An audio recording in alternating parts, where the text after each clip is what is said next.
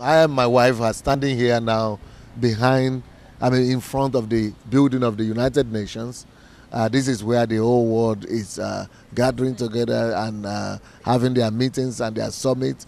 The heads of states of every nation will come here next month, and that's when God has given us the opportunity to come and talk in the United Nations and speak to the diplomats here and to the leaders that are coming from different nations.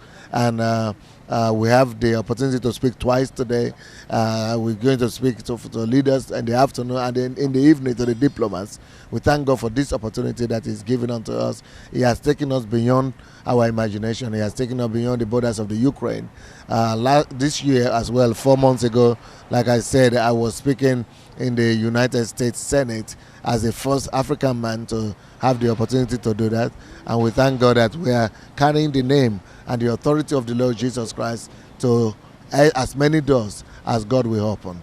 UN, an international organization which unites today 192 countries of the world.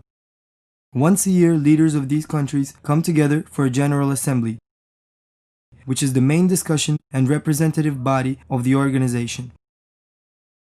An invitation was received from employees and representatives of the United Nations. Representatives of all missions and countries involved in the UN were invited. Leaders of various city organizations were invited to this meeting as well. This meeting took place in the main hall of UN, a conference room where every country is represented. 500 representative organizations were present as well as leaders from over 30 world countries. Sandey Adelajja was the first pastor ever to speak at the main hall of the UN.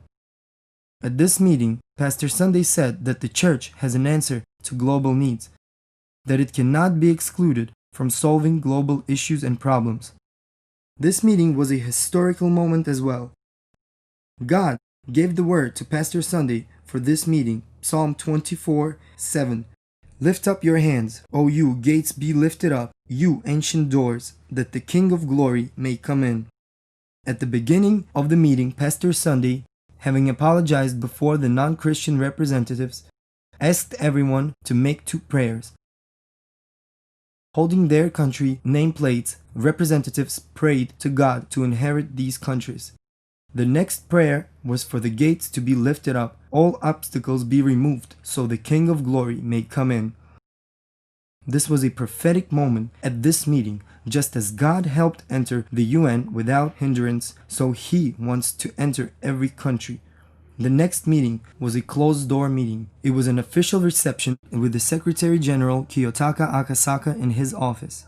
The meeting was about a contribution a church may bring into solving global issues. Also, discussion included acceptance of the Embassy of God Church to the UN. From that moment, an enrollment procedure has started. This way, it will be possible to have a representative mission at the UN, participate in all meetings, preparation of directives to various problems on the level of all other countries. In the evening, a third meeting took place with representatives of various countries and ambassadors. The key topic of the meeting was how Christians can use values of the kingdom to influence this world. Everybody presented was amazed to hear these words for the first time. They were also convinced country leaders have to hear this message. One country representative suggested to invite Pastor Sandey to speak at a General Assembly of the UN where country presidents meet. This suggestion was asked to be included in the agenda. The visit to the UN had a historical and a prophetic meaning. Currently, the process of registration and entry of the Embassy of God Church into UN is underway, and it is already obvious that the church must play an active role in solving problems of mankind.